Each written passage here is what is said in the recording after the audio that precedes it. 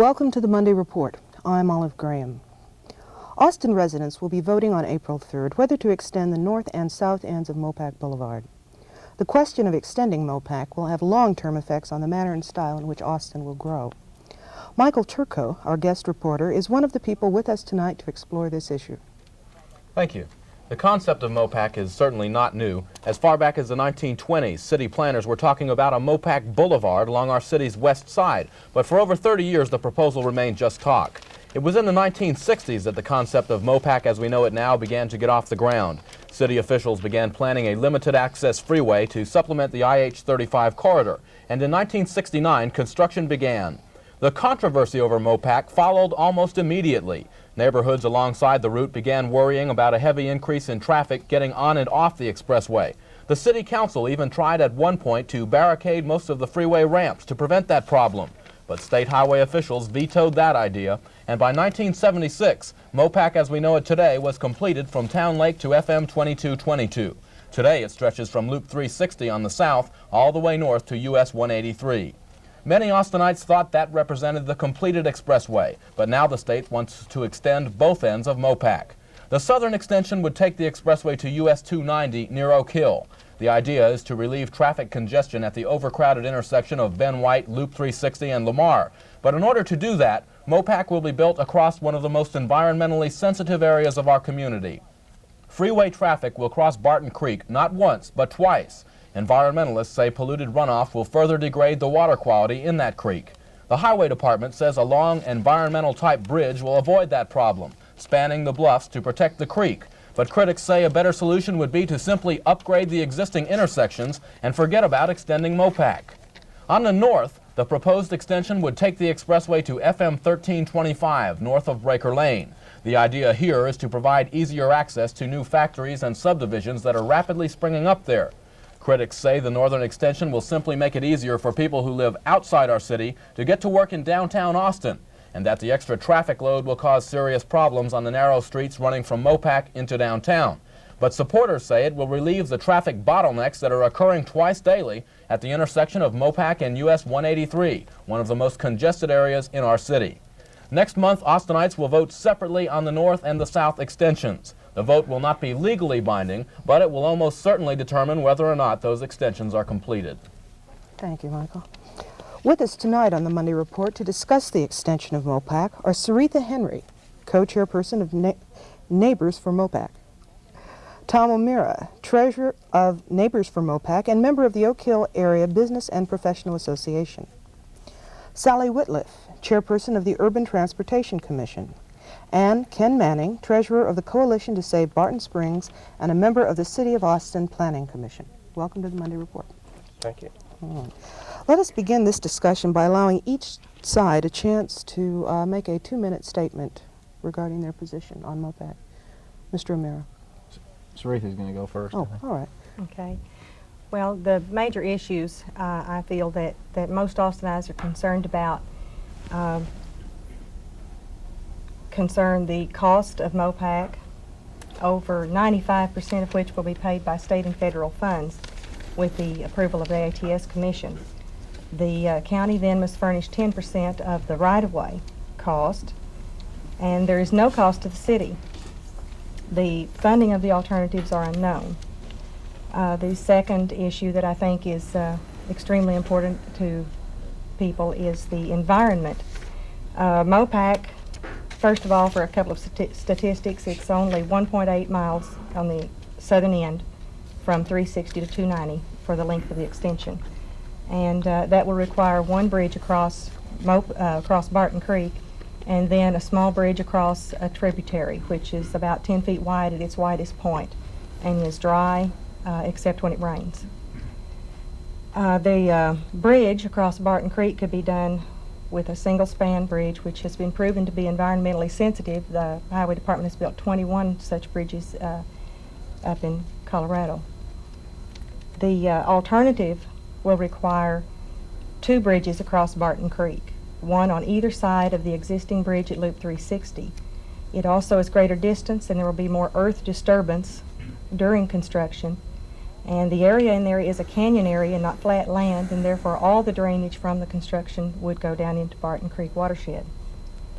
The alternative also will require, is 40% longer in distance, would take 37% more gasoline per year, and 27% more carbon monoxide and hydrocarbon pollution would be released into the air because of the greater distance of the alternative.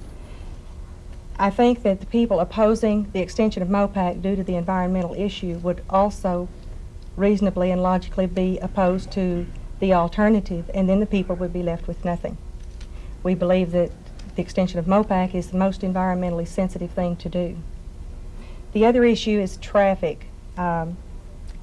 The studies have shown, done by the Highway Department, that truck traffic will not exceed 2% of the total traffic volume. They did another truck count recently in January. Excuse me, your 2 minutes are up. Thank you. Okay, thank you. All right. Let me ask Ken Manning and Sally Whitliff, which is going to present the position against the extension of Mopac? I will. All right. Okay, first of all, on the northern section of Mopac, in the north, the single greatest transportation problem we have is Highway 183. And Highway 183 is an east-west facility. Mopac, the extension of Mopac, is a north-south facility. It simply will not help the problems on 183. Part of the reason that we have such terrible problems on 183 is that we do not have any other east-west connecting links between 183 and IH-35. The extension of Breaker Lane, which will go from 1325 to 183, will reduce the traffic on 183 and help it. But the extension of Mopac is simply a north-south, another north-south transportation facility. And of course it goes directly into IH-35. So what this is doing is attracting a much more traffic to Mopac and a different mix of traffic. You are bringing interregional type traffic into the city. And once that traffic gets on Mopac, it doesn't stay on there forever, it gets off of Mopac. And where does it get off? It gets off in Austin neighborhoods, on Northland Drive, on 45th Street, on Windsor Road, on Westover, on Enfield. Those streets were constructed as residential streets and function as residential streets, and they cannot handle this great influx of traffic.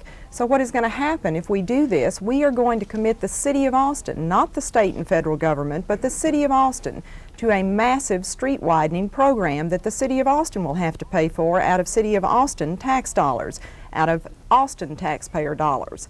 On the southern end, it is just irresponsible to say that putting a major freeway that is part of the interregional system will not cause some sort of environmental damage when you put it in the kind of area that it is going to cross. The act of constructing the freeway will cause damage, the existence of the freeway will cause damage, but the third thing that will cause the most damage is the kind of development that will occur along the freeway. Okay, your 2 minutes are up. Thank you. All right, let me ask Ms. Henry and Mr. Amira, is there anything specifically in those statements that you'd like to respond to? Yeah, one important thing is that the neighbors from Mopac are not opposed to the improvements on 183. They're not opposed to improvements on Breaker Lane, not opposed to the upgrade of the intersection of 290 and 360. And we're calling the Urban Transportation Commission to take into consideration and begin to try and solve the traffic problems that we have in the city of Austin. So it is a fact, though, that the needs have been clearly demonstrated for the transportation system of the city of Austin to go ahead and take the traffic that's now getting clogged up and congested at the intersection of 260 and 390, and at the intersection of, I'm sorry, at the intersection of 290 and 360, and also the intersection of 183 and Mopac, and take that traffic further out, give it an opportunity to disperse better. I just came here tonight because it's a little bit wet, and fortunately I was going in the other direction, but all the way from the exit to Mopac down to the traffic light on Westgate Boulevard, which is across the 290-360 intersection, it's backed up. We're beginning to look like Houston in Austin when we see that kind of a backup. What about the argument? Where does this traffic go when it gets to the downtown area? What about the opponent's argument that all this traffic has to get off somewhere and it's going to cause a bottleneck there? Well, I think the amount of traffic that we're going to get in the downtown area is determined by the amount of business and industry, the amount of jobs, and the amount of development that exists in the downtown area. And it's ridiculous to think that the trucks and you know, 18-wheelers and so forth are going to, you know, stop in the downtown area on their route throughout the state. They'll avoid the downtown area if they possibly can. They'll stay on Interstate 35 and won't come in through Mopac and go to the downtown area. The argument that these people are going to go to the downtown area, it kind of assumes a one-way trip when you get on Mopac. And each car that comes from downtown now goes someplace, and each car that leaves either the Oak Hill or the North Austin area goes someplace now, and they'll probably go the same way. But the idea is to build a road that does the best job it can to have cars going east go east, cars going north go north, and cars going south go south. Right now, if a car is in southwest Austin and wants to go to northwest Austin, and if it's at a time when the 290-360 intersection is clogged, he's going to go through residential neighborhoods in South Austin, perhaps go to Manchac Road or South First Street, or use those systems to go north, and then come back over and go west. He's increased the size of his trip, and he's clogged up residential neighborhoods on both ends. What about that? Do you buy that? No, for several reasons. I'd like to correct a couple of things that Mr. O'Mara said. We have many transportation studies that have been done around here in the last 10 years. Every single one of them says that we absolutely must upgrade the intersection of Ben White and South Lamar. And we must do that whether Mopac is extended or not. So essentially we're being asked to buy 2 facilities instead of just 1. The other thing is that all of South Austin, or not all of it, but almost all of it, that wants to use Mopac now is destined to go through that intersection whether Mopac is extended or not, because Mopac hits Highway 290 south of Brody Lane, beyond Brody Lane. So anybody using Brody, Westgate, Ben White Boulevard is still going to have to continue doing that. Now, the other thing about it is, which a recent transportation study showed, and that is if the extension of Mopac is put in, you are attracting more than twice as many trips to the Highway 290 Ben White South Lamar area as you would without the extension of Mopac. And the reason is twofold. One is any major transportation facility is a self-fulfilling prophecy. It attracts trips. The second thing is, if you put that extension of Mopac in, you are going to have intensive commercial mall-type development, which of course is also an attractor of trips. So with the extension of Mopac, what you do is make the transportation situation much worse in that area than you would without it. The other thing is, it is a choice in funding of where we spend our money. And are we going to spend our money helping a few people in Round Rock and Oak Hill and farther southwest a little bit, and leave the citizens of Austin who are dependent upon Ben White Boulevard and the intersection of Ben White and South Lamar and 183, leave them with those problems and not do anything about it? Because we are not going to get enough money to do all the things that need to be done. So the real question is, where do we spend our money? Do we spend it helping the most people the most, or just a few people a little bit, and of course helping people who would like to build malls and large commercial developments? And I think that the answer is we need to be financially responsible and spend our money where it helps the citizens of Austin the most. Well, do you see the funds being divided as Ms. Henry does? No, what in fact, and the Highway Department will say this, Bob Neely said it just the other day on television, there are no funds committed to Mopac at this time. And what the process the Highway Commission is going through is to divide up its funding for the years 83, 85 and decide what projects they're going to spend it on. So the Highway 183, the intersection of Ben White and South Lamar are in competition with Mopac for funds. Now, it is true that the Highway Department is a little bit further along in their paperwork with Mopac than they are with the others, but they have been asked for the last 4 or 5 years to please move forward with things like extending Loop 360 on the north instead of extending Mopac, because the city has felt if we were going to put a loop in this city, it needs to be around the city and not through the city, where Mopac would go.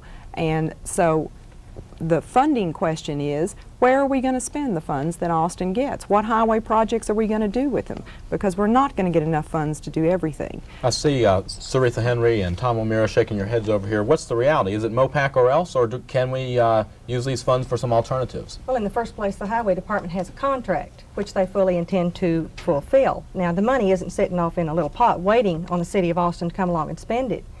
It isn't waiting for Mopac, and once ATS passes its approval, we still have to get in line for that monthly allotment from the Highway Commission. But they do fully intend to fulfill their contract, which means they will spend the money completing Mopac. There have been no studies done on the alternatives. There is a minimum of 7 to 10 years for it to go through the environmental impact study and various other steps that it must go through for completion. And it must be presented to the Highway Commission as a proposal. It has not been done. You can ask all day long and they won't build that road or that interchange or redo whatever. The money for Mopac isn't sitting in a pot, but they certainly intend to live up to their legal commitments and build the road. I just can't really believe that if the Travis County Legislative Delegation and the Austin Transportation Study put their full weight behind the alternatives that have been part of Austin's transportation planning for the last 4 or 5 years, that the Highway Department and the Highway Commission would say, we don't care what the Travis County Delegation and the citizens want to see built. We're going to do whatever we want to and totally ignore the citizens of Austin. I just can't believe that that would be the attitude that one of our state institutions would have. How has it come so far then? If it's such a bad idea, how did it get this far? We've had public hearings, we've seen substantial opposition, and yet the state has continued to build the Mopac. Well, I think there has not been a really concerted effort to try to put the pressure on the Highway Commission and the Highway Department to revise their plans that would be required in order to accomplish the alternatives. And I think part of the strategy that has been pursued by the Highway Department has been holding off on completing the ramps over the lake and this sort of thing to get as many people as possible irritated with the facility not having been completed to Loop 360 on the south, and building up a lot of frustration so that there would be more sympathy for the further extensions. So I think there's been active moves on the part of the Highway Commission up to this point to really try to coerce the community into feeling like it was in its best interest to have the extensions made. Is this something they're trying to shove down our throats? What do you think about that? You're some of the people that are frustrated by the delays. Yeah, I'm frustrated by the delays, but I don't think that the Highway Department is involved in any conspiracy to make the people of Austin feel one way or the other. The Highway Department is in the business of providing services to the people of the state, and they do a very good job of that. They're also in the business of trying to operate according to a smoothly flowing long-term plan, which is the way roads have to be built. And I'm sure that the Highway Department, if anybody, the engineers of the Highway Department, are frustrated by the idea of the City of Austin and the county signing a contract with the state to build a road, and then when they get a little bit of it built, they say, well, let's block the exits. And then they get it a little further built, and they say, well, you can't build it any further. So the Highway Department has got to look at any contract that they make with the City of Austin in the future with a jaundiced eye until they can be satisfied the City of Austin will live up to its obligations. The City of Austin proper has gotten everything that it is supposed to get from the Highway Department, because the highway now goes from one end of the city to the other. Now the Highway Department and the county want to build a little bit more of the roadway to make the roadway make more sense. And the City of Austin says, no, we want to stop it right where it is. Well, with that kind of attitude, I just wonder why it isn't logical to assume that the Highway Department be reluctant to deal with the City of Austin in terms of the 360, the 290, 360 intersection problems, and 183 problems, and so forth. And I think we need to start a spirit of cooperation and dialogue with the Highway Department. And number one, and number two is that the systems that the Highway Department is attempting to put in right now are a very wise use of the dollars and meet very real transportation needs, although I agree with Sally entirely that they don't come near meeting the entire transportation needs of the City of Austin. Let's talk about the real facts on this. First of all, the contract between the city and the Highway Department sets as the limits US 183 in the north and the southern city limits on the south, which at the time the contract was signed was the intersection of Ben White and South Lamar. So as far as the contract goes, we have fulfilled our obligation. Yes, the city has gotten everything it needs to get from the Highway Department from Mopac, but so has the Highway Department gotten everything for the city. We bought the right-of-way, we did the overpasses, we moved the railroad. So the city has fulfilled all of its obligations, which the city attorney has said recently. The other point on whether the Highway Department is working in good faith with us or not, In 1976, there was sort of an agreed upon thing that Mopac would not go beyond 183, to the point that the Highway Department took the northern extension of Mopac out of its 20-year plans, and it put the extension of Loop 360 into its 20-year plans. So apparently the Highway Department did not feel there was any problem with the contract. The Highway Department did not feel that there was any problem with extending Loop 360 to the north. The Highway Department felt that this was a positive thing to do because they certainly did do it. So I think to suggest that that the Highway Department has been the victim of this outrageous citizen uproar for the city of Austin is simply not what has happened in the last 4 or 5 years dealing with Mopac. Well, why is this referendum being held before the impact of the completion of 360 can be measured? That's a very good question. You'll have to ask Why is Mr. this O'Meara. the case? The reason for the referendum being held is because simply because the city council decided at a time when it was quite clear that the various constituencies of the group that makes up the Austin Transportation Study Policy Advisory Committee, which consists of the entire Travis County legislative delegation, 3 representatives from both the county commissioners and the city of Austin, was going to make a move to approve the completion of Mopac, or at least it looked like that was a possibility. Not wanting to meet that possibility, some members of the city council met apparently in secret and decided to remove from the Austin Transportation Policy Advisory Committee a dissenting vote. And that's what caused the referendum to come about at this time. No, there was an active threat by somebody who has done petition drives in town to do a petition drive for the extensions of Mopac. And in order to avoid, I think past experience has shown us in Austin that it's not too hard to get a legal petition for any major issue that you want. And so in order to avoid the petition drive thing, the city council said, okay, we will have, that's where we're headed anyway, so we will have a referendum on it. Some of the most substantial opposition I think we've seen to extending Mopac, at least on the southern end, is the environmental question. I haven't really heard your response here. The supporters claim that it won't severely damage Barton Creek. Just how serious do you feel the damage could be? Well, let me see if we can see this map. Where do I need to be? Do I need to get it on this camera? Is it true that this will cross the creek once or twice? Okay, just once. The tributary is here. There's 2 statements being made that I take great exception to.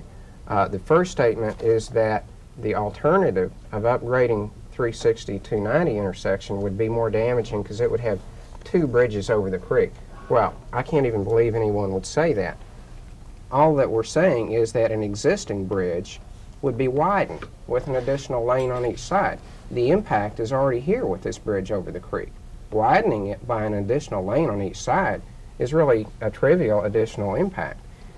If you extend Mopac from 360 to 290, you're crossing Barton Creek at this point with a massive structure. You have an additional tributary which is crossed here.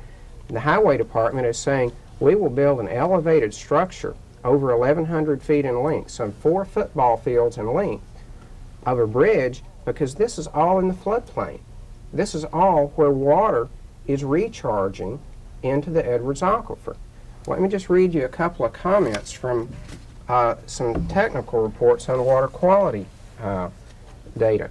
This is from a 1975 EPA study entitled Water Quality Management Planning for Urban Runoff. The total solids contribution of the urban runoff was substantially larger than the expected average raw sewage wastewater from the same basin. COD, chemical oxygen demand, was greater than raw sanitary effluent from a strictly residential average urban area.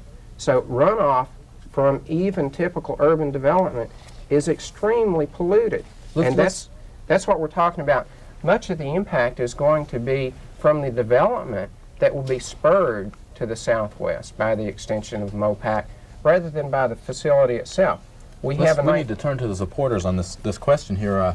Some supporters have gone so far as to say that they don't want Barton Creek to ruin their beautiful Mopac. Now, you may not espouse that idea, but you do believe the Mopac and Barton Creek can peacefully coexist. Yeah, let's put that map back up there and talk about the adverse effects of the alternative that's being proposed by the Urban Transportation Commission, of which Sally is the chairman.